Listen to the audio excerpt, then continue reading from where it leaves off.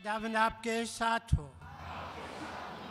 हमारे खुदावंद की अंजील मुक़द्दस मत्ती के मुताबिक।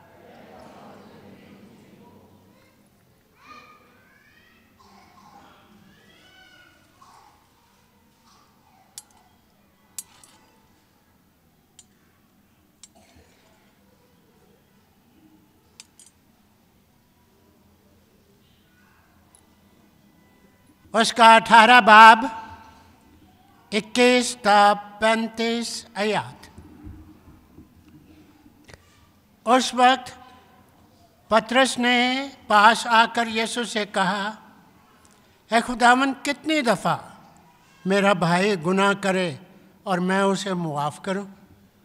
क्या 7 दफ़ा तक? यीशु ने उससे कहा, मैं तुझसे ये नहीं कहता कि 7 दफ़ा, बल्कि 7 दफ़ा के 70 बार तक।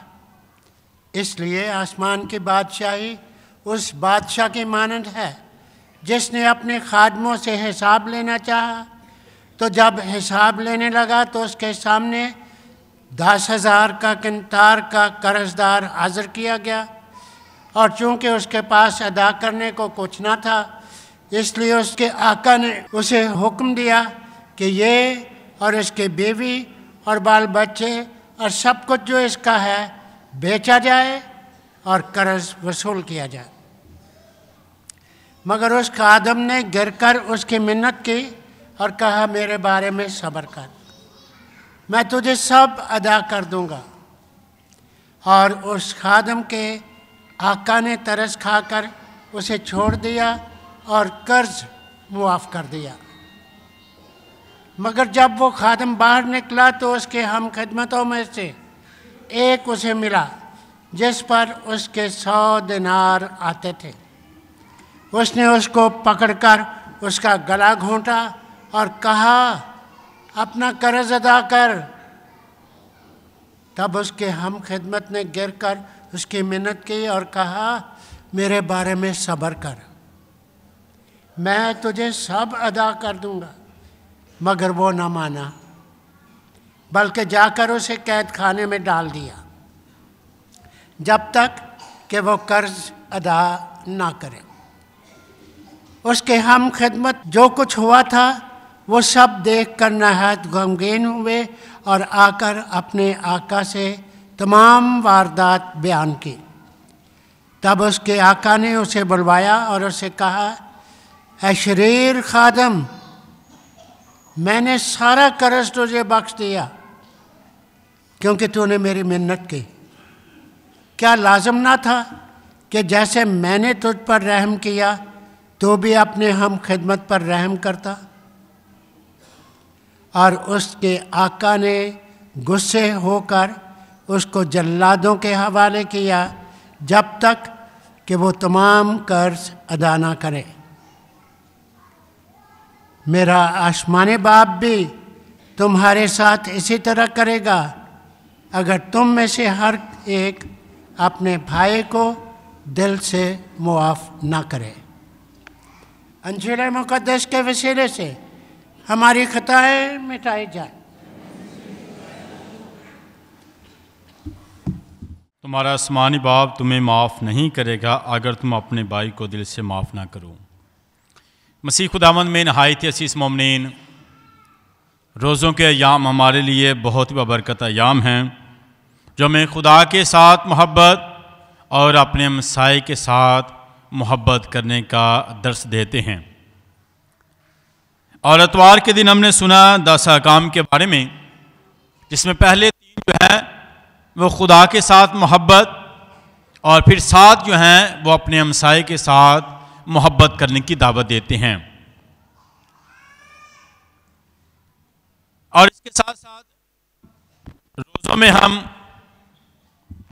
खुदा के रहम का तजर्बा करते हैं, मसीह खुदावंद के दुखों पर ध्यानो ज्ञान करते हैं, किस कदर वो हमारे लिए दुखों तकलीफ़ों का सामना करता है, सलीबी मौत बर्दाश्त करता है, उसको कोड़े लगाए जाते हैं और वो अपना खून बहाता है हमारी निजात के लिए। इसके साथ उसने सलीब पर यह पैगाम दिया कि ऐ बाप इनको माफ़ कर, क्योंकि ये नहीं जानते क्या करते हैं। मसीह खुदावंद अपने दुश्मनों को माफ़ करने का पैगाम देते हैं। अपने सताने वालों के लिए उसने दुआ करने का दर्स दिया है, और सलीब पर उन सब को जिन्होंने उसको सलीब देने का कहा, जिन्होंने उस पर इल्ज़ाम लगाया, जिन्होंने मुख्त तरीके से उसे बदनाम करने, इल्ज़ाम लगाने और दुख पहुंचाने की कोशिश की, मसीह खुदावंद ने सब के लिए कहा है बाप इनको माफ़ कर। इनमें से कोई चुनिंदा नहीं है, कोई ख़ास नहीं है कि इन इस तरफ के माफ़ हो जाएं, इस तरह के माफ़ ना हों, या कुछ माफ़ हो जाएं और कुछ माफ़ ना हों, बल्कि मसीह खुदावंद सबको प्यार करता है। वो इस दुनिया में आया ही हम सब के लिए है, और उसका निजात का पैगाम सब के लिए है। और अक्सर फ़कीह फरीसी उस पर इल्ज़ाम लगाते हैं कि ये गुनाहगारों के साथ खाता पीता है, उनके साथ बैठता है, मगर मसीह खुदावंद पैगाम देते हैं कि तंदुरुस्त को तबीब दरकार नहीं, बल्कि बीमार को। मैं गुनाहगारों के लिए आया हूँ, मैं उनकी निजात के लिए आया हूँ, मैं उनको ज़िंदगी देने के लिए आया हूँ। और याद रखें, इंसान कमज़ोर है, इंसान खताकार है, उससे गलतियाँ होती हैं, मगर जब खुदा से रहम मांगता है तो खुदा उसके गुनाहों को माफ़ कर देता है, खुदा उसे माफ़ कर देता है, खुदा उसे बरकत देता है, खुदा उसकी मदद करता है ताकि वह अपनी नई ज़िंदगी का तजर्बा करे, और इसके साथ साथ खुदा के रहम का तजर्बा करें कि खुदा कितना रहीम है, मेहरबान है।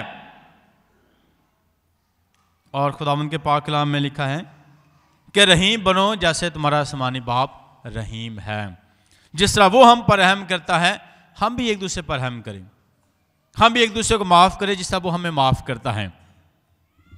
इसके साथ साथ आज की अंजील पाक में पतरस ने मसीह खुदावंद के पास आकर सवाल किया, और ये सवाल अक्सर हमारे ज़िंदगियों में भी रहता है, हमारे जहनों में भी रहता है। हम भी एक दूसरे से पूछते हैं या अपनी ज़ात से ही पूछते हैं कि आखिर कितनी बार मैं माफ़ करूं, आखिर कितनी बार मैं बर्दाश्त करूं, आखिर कितनी बार मैं सब्र करूं।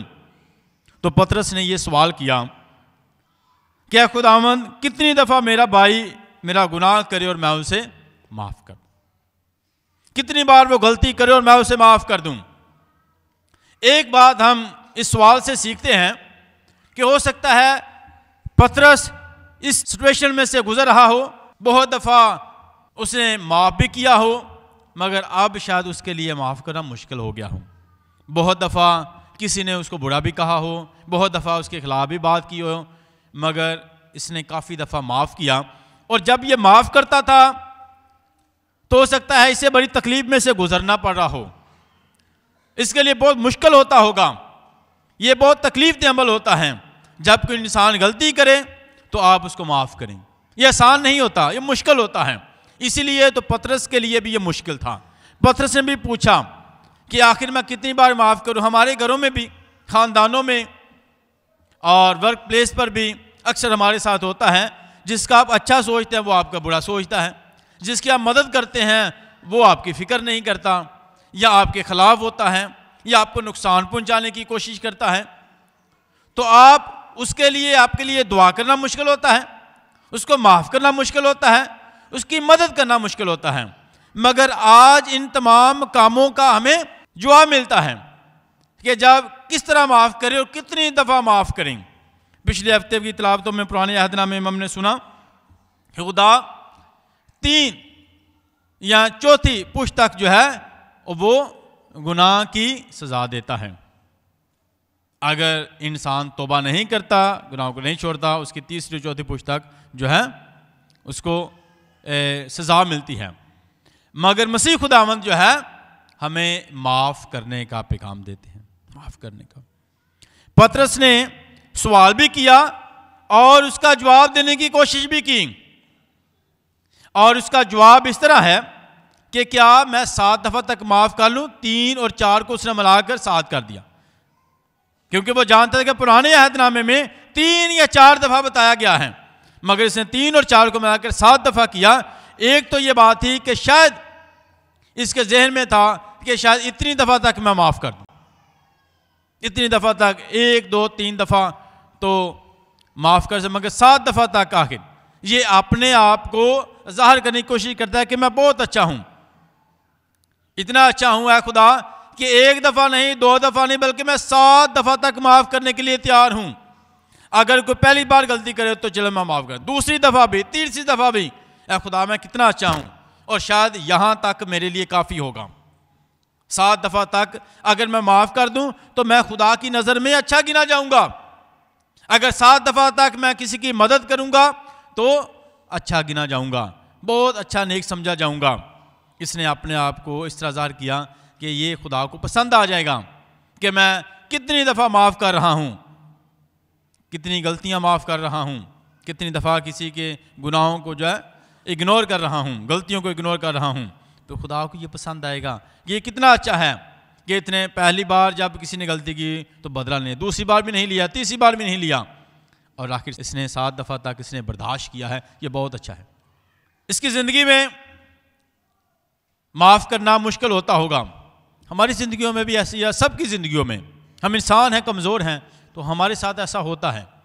मगर मसीह खुदावंद आज के इस जो पतरस ने सवाल किया है उसका जवाब देते हैं। यीशु ने उससे कहा, मैं तुझसे ये कहता हूं कि 7 दफ़ा नहीं बल्कि 7 दफ़ा के 70 बार तक, 70 बार तक, यानी इसको मल्टीप्लाई करना है उसके साथ, और मुसलसल माफ़ करने की कोई हद नहीं। जो मसीह खुदावंद का पैगाम है, क्योंकि खुदा मोहब्बत है, और यूहन्ना के इंजील उसके 3 बाब में कि खुदा ने दुनिया से ऐसा प्यार किया, ऐसे मोहब्बत की कि उसने अपना इकलौता बेटा बख्श दिया। इंसान मुसलसल अपनी ज़िंदगी में खुदा की बरक़ात को भूल जाता है, मुसलसल नाफरमान होता है, मुसलसल गुनाह करता है, मुसलसल गलती करता है। मगर खुदा इस तरह मेहरबान है कि जब इंसान माफ़ी मांगता है तो खुदा उसे माफ़ करता है। ये उसकी सिफ़त है, माफ़ करना खुदा की सिफ़त है।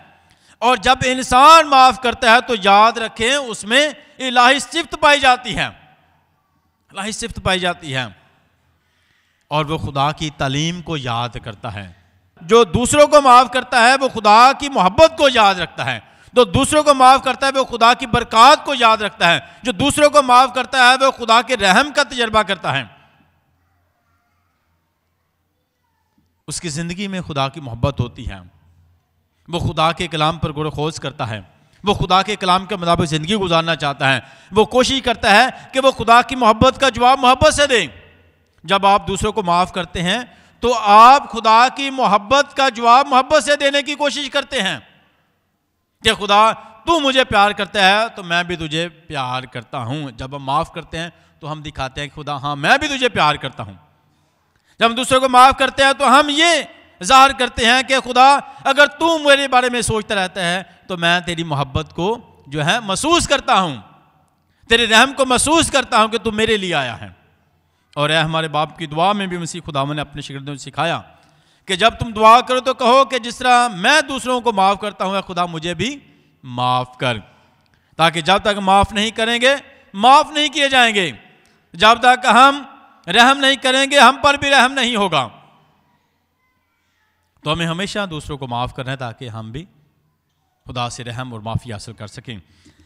तो मसीह खुदावंद उन्हें एक तमसील बताते हैं कि एक बादशाह था जिसने अपने खादमों से हिसाब लेना चाहा, सबको बुलाया कि अपना अपना हिसाब दे दें, जो बनता है वो वापस करें, जो लिया है उसका हिसाब दें। तो एक गुलाम उसके पास ऐसा भी आया जिसने 10,000 कंतार देना था, बहुत ज़्यादा कर्ज था, तकरीबन ये 10 सालों का उसका ना 10 साल अगर वो मुसलसल कमाता 10 साल तो वो अपना कर्ज दे, उसके लिए बड़ा मुश्किल था। 10 साल मुसलसल कमाता और कर्ज अदा करता, बहुत मुश्किल था, बहुत बड़ी रकम थी, बहुत बड़ी रकम थी। और मालिक ने हुक्म दिया कि इसकी बीवी बाल बच्चे और सब कुछ जो इसके पास है बेच दिया जाए, और इसके बावजूद भी कर्ज वसूल नहीं होना था, बहुत बड़ी रकम थी। उसने क्या किया, उसने फौरन उसके कदमों में गिरा और मिन्नत की कि ऐ मालिक मैं तेरी मिन्नत करता हूँ, मेरे बारे में सब्र कर, मुझ पर रहम कर, मैं तुझे सब अदा कर दूंगा। मालिक ने देखा कि इतनी बड़ी रकम है, इतना ज़्यादा कर्ज है, कई साल लगेंगे, बहुत मेहनत करनी पड़ेगी, शायद ये बूढ़ा हो जाए, शायद ये अदा ना कर पाए। तो मालिक इस कदर मेहरबान हुआ, उसने रहम किया, उसने देखा, उस पर तरस आ गया। जब उसने देखा कि ये कर ही नहीं सकता, इससे होगा ही नहीं, ये नहीं इससे होगा, तो उसने अपना प्यार दिखाया, अपना रहम दिखाया और उसने कहा इसको छोड़ दिया जाए और सारा कर्ज इसका माफ़ कर दिया जाए।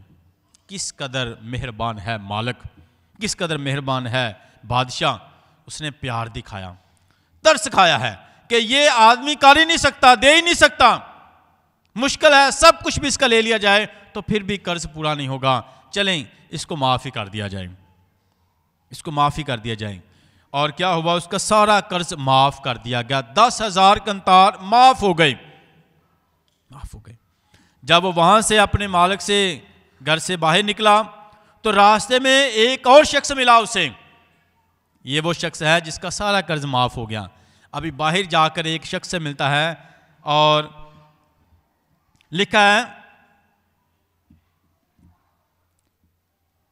कि उससे पूछा कि जो मेरा आता है मुझे दे, और इससे उसने 100 दिनार, वहाँ 10,000 कंतार माफ़ हो गए, 10,000 कंतार माफ़ हो गए, यहाँ 100 दिनार। उसने कहा कि जो रकम मैंने तुझसे लेनी है वो मुझे दे दे। इसके दोस्त ने कहा कि मेरे बारे में सब्र कर, इसने भी उसकी मिन्नत की कि सब्र कर, मैं तुझे दे दूंगा।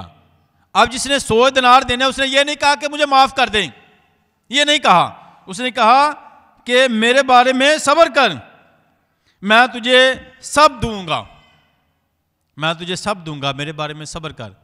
और क्या हुआ कि उसने सब्र नहीं किया, उसने उसको पकड़ा, गला घोंटा, उसको मारा पीटा और कैद में डाल दिया कि जब तक तू अदा नहीं करेगा यहां से नहीं छूटेगा।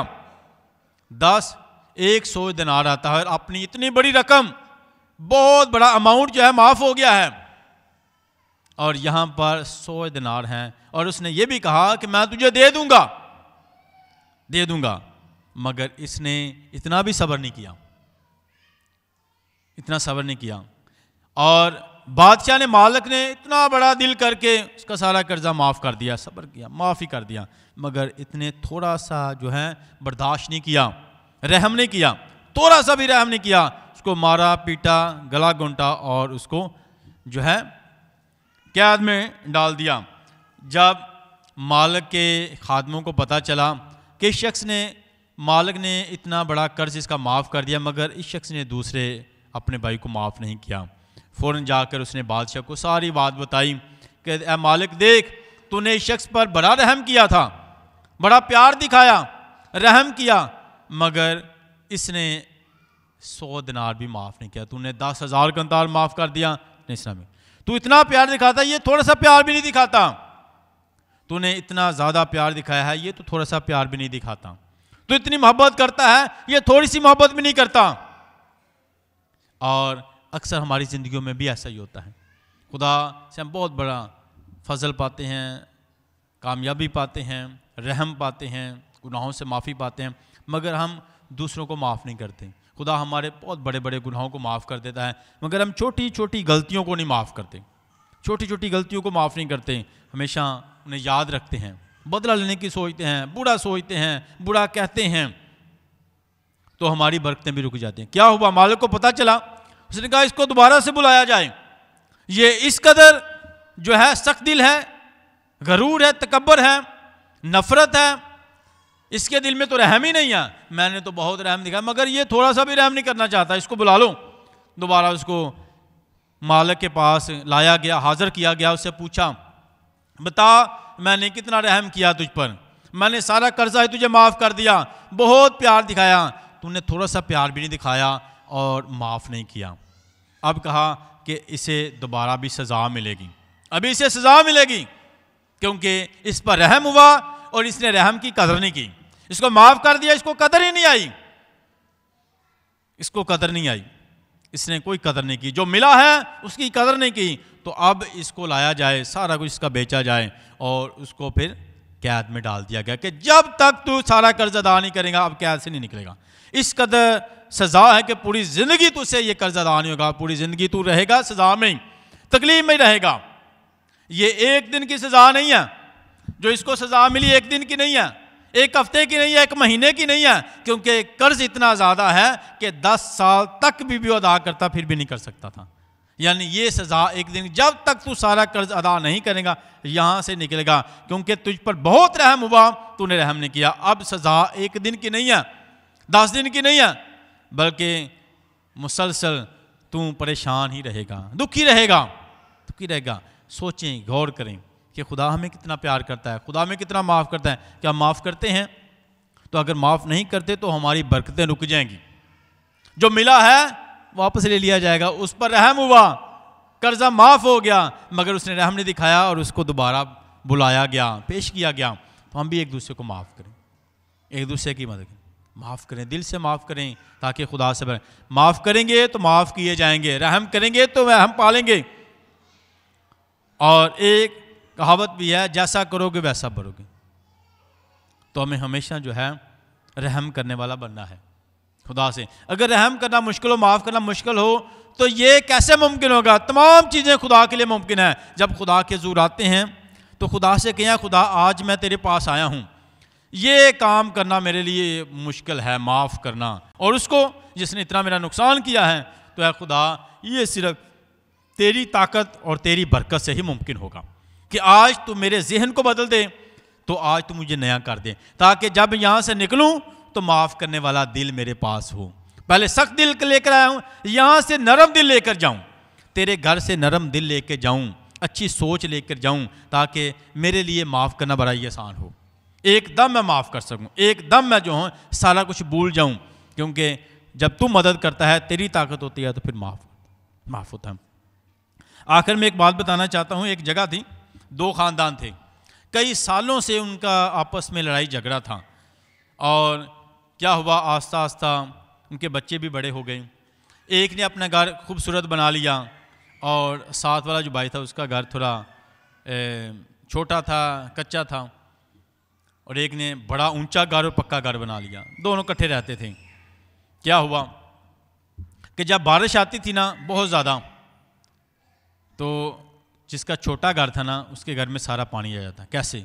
जिसका बड़ा घर था ऊंचा पक्का, उसने अपना परनाला जो है ना पानी वाला, वो उसकी तरफ कर दिया हुआ था, और जब सारा बारिश का पानी आता था, बहुत तेज़ बारिश, वो सारा पानी उनके घर में, वो घर भी छोटा था और कच्चा, और सारे घर में पानी।